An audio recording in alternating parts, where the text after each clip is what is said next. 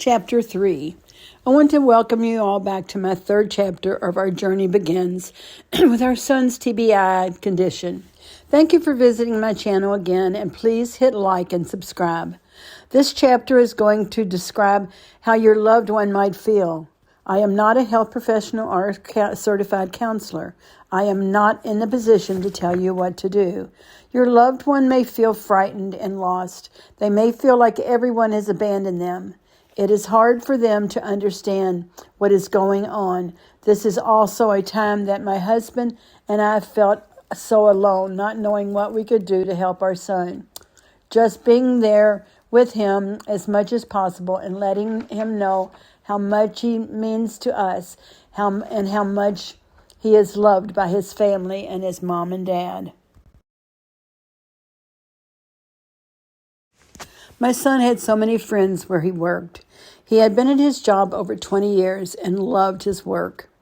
We decided to record short videos on the phone from his friends at work.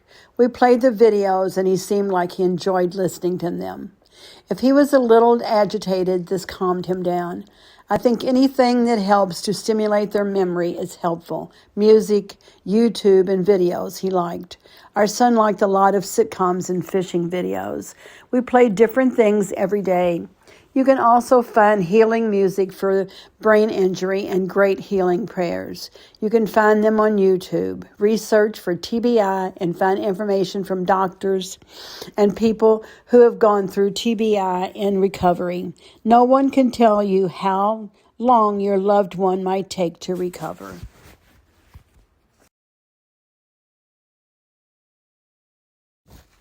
Our son's progress is slow, going on 6 years. We see slow improvements all the time.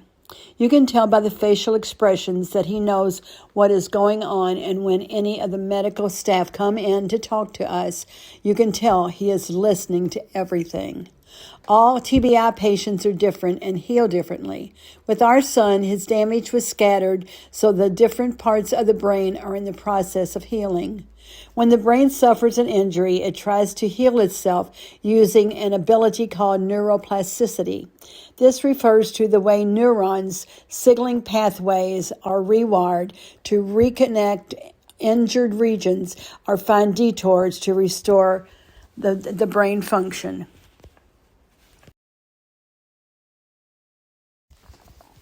While the brain can't always fully recover from every possible injury, its capacity and mechanisms to heal after concussions, traumatic brain injury, aneurysms, strokes, and damage from diseases like an infection are truly remarkable.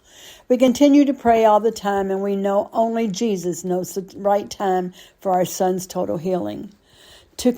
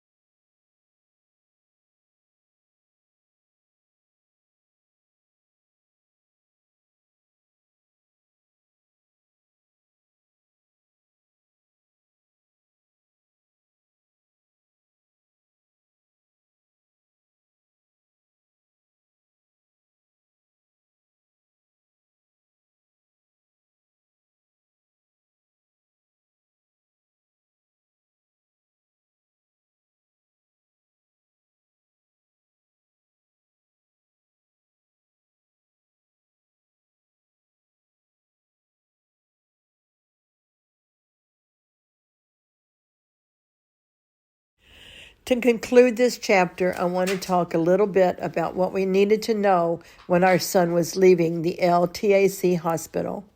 Before, I mentioned that we had to find a nursing rehab center that provided 24-hour care for a patient on event. We had to check our son's insurance to see just what was covered and for how long. We found out that every place we called, the first thing they ask is what insurance you have and ask if we had started signing up for Social Security, Disability, and Medicare. Many ask if you have started the process of enrolling in Medicaid. This can be a very long process. Have faith. Ask God for help. Thank you for listening to my chapter again. If you would like and subscribe, I would really appreciate it. Now I'm going to read a small verse from Isaiah. When the time is right, I, the Lord, will make it happen.